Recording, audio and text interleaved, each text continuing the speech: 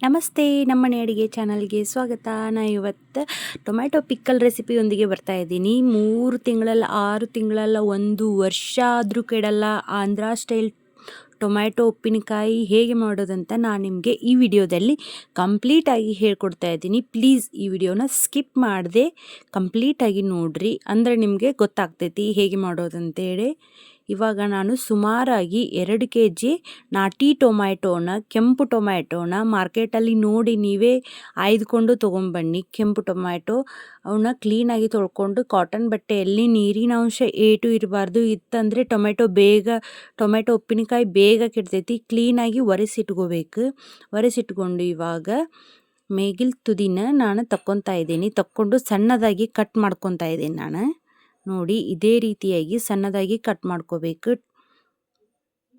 Cut ಮಾಡ್ಕೊಂಡಿದ್ದಾದಮೇಲೆ ನೋಡಿ ಇವಾಗ ಹುಣಸೆಹಣ್ಣು ಅಳತೆ ಹೇಳ್ತಾ ಇದ್ದೀನಿ. 2 ದಿನ ಮುಂಚೆನೇ ಹುಣಸೆಹಣ್ಣು ಬಿಸಿನಲ್ಲಿ ಒಣಗಿಸಿ ಇಟ್ಕೊಂಡಿದ್ದೆ ನಾನು.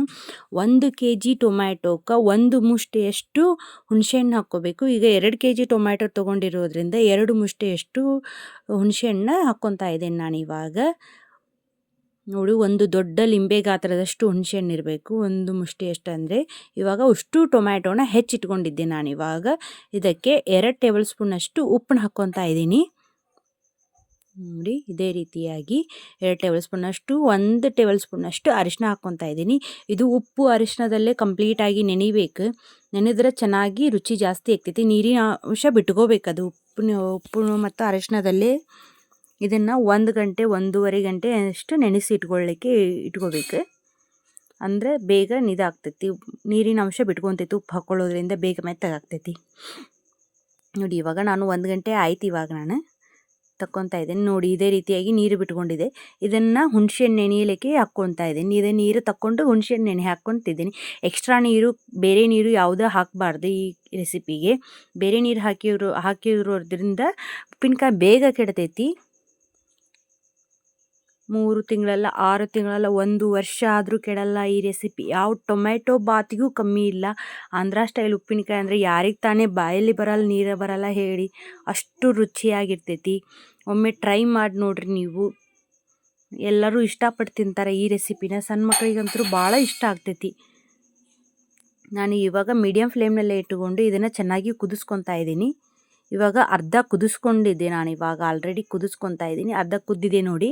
ಇದೇ ರೀತಿಯಾಗಿ ಯಾವುದೇ ನೀರು ಹಾಕಬೇಡ್ರಿ, ಬೇರೆ ನೀರು ಹಾಕಬೇಡ್ರಿ. ಇದೇ ನೀರೊಳಗೆ ಚೆನ್ನಾಗಿ ಕುದಿಸ್ಕೊಳ್ಳಿ. ಅದು ಮೀಡಿಯಮ್ ಫ್ಲೇಮ್ನಲ್ಲೇ ಇಟ್ಕೊಳ್ಳಿ, ಬೇಗ ಸೀದೋಗೋ ಚಾನ್ಸಸ್ ಇರ್ತೈತಿ.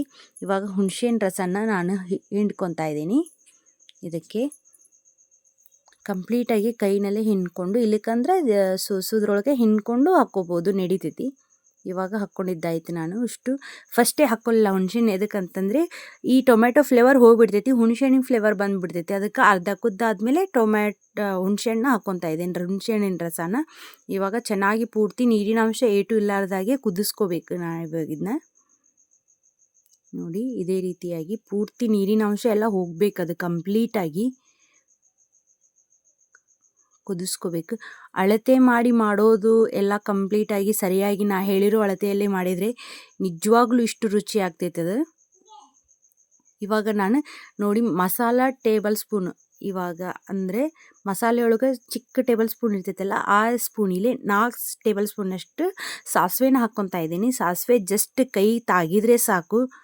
ಇದೇ ರೀತಿಯಾಗಿ ಮಾಡಿ ಜಸ್ಟ್ ಬಿಸಿ ಆದರೆ ಸಾಕು. ಸಾಸಿವೆ ಜಾಸ್ತಿ ಹುರ್ಕೊಳ್ಬೇಡ್ರಿ, ಅಂದ್ರೆ ಕಹಿ ಅಂಶ ಬಂದುಬಿಡ್ತೈತೆ ಬೇಗ ಜಾಸ್ತಿ ಹುರ್ಕೊಂಡ್ರೆ. ಇದನ್ನು ಮಿಕ್ಸಿ ಮಾಡ್ಕೊಂಬರೋಣ. ತಣ್ಣಗಾದ್ಮೇಲೆ ಇದೇ ಪಾತ್ರೆಗೆ ಇವಾಗ 2 ಟೇಬಲ್ ಸ್ಪೂನಷ್ಟು ಮೆಂತ್ಯನ ಹಾಕ್ಕೊತಾ ಇದ್ದೀನಿ. ಮಸಾಲ ಟೇಬಲ್ ಸ್ಪೂನು ಹಾಕ್ಕೊಂಡು ಇದಕ್ಕೆ ಹಾಗೆ ಸುಮ್ಮನೆ ದೊಡ್ಡ ಟೇಬಲ್ ಸ್ಪೂನಲ್ಲೇ 2-2.5 ಟೇಬಲ್ ಸ್ಪೂನಷ್ಟು ಜೀರಿಗೆನ ಹಾಕ್ಕೊತಾ ಇದ್ದೀನಿ. ಜೀರಿಗೆ ನಡಿತೈತಿ, ಎಷ್ಟು ಹಾಕ್ಕೊಂಡ್ರೂ ಅಷ್ಟು ಅಳತೆ ಮಾಡಿ ಹಾಕ್ಕೊಳ್ಳಿ.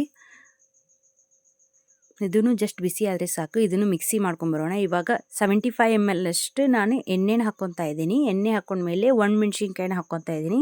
ಇವಾಗ ಕರಿಬೇವು ಹಾಕ್ಕೊತಾ ಇದ್ದೀನಿ, ಇಂಗು ಹಾಕ್ಕೊತಾ ಇದ್ದೀನಿ. ಹಾಕ್ಕೊಂಡು ಸ್ವಲ್ಪ ಜಜ್ಜಿರೋ ಬೆಳ್ಳುಳ್ಳಿ ಹಾಕ್ಕೊತಾ ಇದ್ದೀನಿ, ಹಸಿ ಬೆಳ್ಳುಳ್ಳಿ. ಇವಾಗ ಇನ್ನೆಲ್ಲ ಫ್ರೈ ಮಾಡ್ಕೊಂಡಿದ್ದಾದಮೇಲೆ ಇದನ್ನು ತಣ್ಣಗಾಗಲಿಕ್ಕೆ ಬಿಡೋಣ. ಇವಾಗ ಇದಕ್ಕೆ ಮಿಕ್ಸಿ ಇಟ್ಕೊಂಡಿರೋ ಸಾಸಿವೆ ಮತ್ತು ಮೆಂತ್ಯ ಮತ್ತು ಜೀರಿಗೆ ಪುಡಿನ ಸ್ವಲ್ಪ ಹಾಕ್ಕೊತಾ ಇದ್ದೀನಿ. ಆಮೇಲೆ ಇನ್ನೊಂದು ಸ್ವಲ್ಪ ಹಾಕ್ಕೊತೀನಿ ಮಿಕ್ಸಿ ಮಾಡಿದ ಮೇಲೆ. ಇವಾಗ ರುಚಿಗೆ ತಕ್ಕಷ್ಟು ಉಪ್ಪು.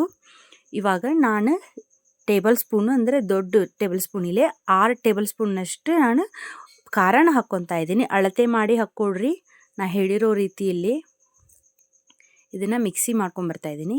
ನೋಡಿ ಇದೇ ರೀತಿಯಾಗಿ ಉಷ್ಟು ಮಿಕ್ಸಿ ಮಾಡ್ಕೊಂಬಂದೆ ನಾನು ಆಲ್ರೆಡಿ. ಇವಾಗ ಉಳಿದಿರೋ ಉಷ್ಟನ್ನು ಹಾಕ್ಕೊತಾ ಇದ್ದೀನಿ. ಸಾಸಿವೆ, ಜೀರಿಗೆ, ಮೆಂತ್ಯ ಪುಡಿನ ಹಾಕ್ಕೊಂಡೆ.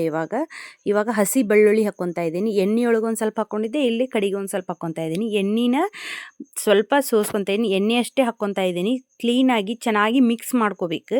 ಯಾಕಂದರೆ ನಾವು ಕರಿಬೇ ಹಾಕಿರೋದ್ರಿಂದ ಕ್ರಿಸ್ಪಿ ಆಗಿರೋದ್ರಿಂದ ಬೇಗ ಮುರ್ಕೊಂಡು ಹೋಗ್ಬಿಡ್ತೈತಿ ಕರಿಬೇ. ಲಾಸ್ಟಿಗೆ ಲೈಟಾಗಿ ಮಿಕ್ಸ್ ಮಾಡ್ಕೊಂಬಿಡ್ಬೇಕು ಹಾಕ್ಕೊಂಡು. ನೋಡಿ ರೆಡಿ ಆಯಿತು tomato pickle recipe. Tomato Andhra ಸ್ಟೈಲ್ನಲ್ಲಿ ಮಾಡೋದಾದರೆ ಮಸ್ತ್ ಆಗ್ತೈತಿ. ಇದೇ ರೀತಿಯಾಗಿ ಮಾಡಿರಿ, ನಾ ಹೇಳೋ ರೀತಿಯಲ್ಲಿ. ಆಂಧ್ರ ಕಡೆ ಎಲ್ಲ ಒಂದೊಂದು ಇಂಚಷ್ಟು ನಿಂತಿರಬೇಕು ಉಪ್ಪಿನಕಾಯಿ ಮೇಲೆ ಎಣ್ಣೆ, ಅಷ್ಟು ಹಾಕ್ಕೊತಾರೆ. ನಾವು ಇದೇ ರೀತಿಯಾಗಿ ಮಾಡೋದ್ರಿಂದ ಇಷ್ಟು ರುಚಿಯಾಗಿ ಬರ್ತೈತಿ. ಯಾವ ಟೊಮೆಟೊ ಬಾತಿಗೂ ಕಮ್ಮಿ ಇರಲ್ಲ, ಯಾವ ಇದಕ್ಕೂ ಕಮ್ಮಿ ಇರಲ್ಲ. ಬಿಸಿ ಬಿಸಿ ಅನ್ನದೊಂದಿಗೆ ತುಪ್ಪ ಹಾಕ್ಕೊಂಡು ತಿಂದರೆ ಮಸ್ತ್ ಆಗ್ತೈತಿ. ಪ್ಲೀಸ್ ಲೈಕ್ ಮಾಡಿರಿ, ಶೇರ್ ಮಾಡಿರಿ, ಕಮೆಂಟ್ಸ್ ಮಾಡಿರಿ, ಸಬ್ಸ್ಕ್ರೈಬ್ ಮಾಡಿಕೊಡ್ರಿ. Thank you.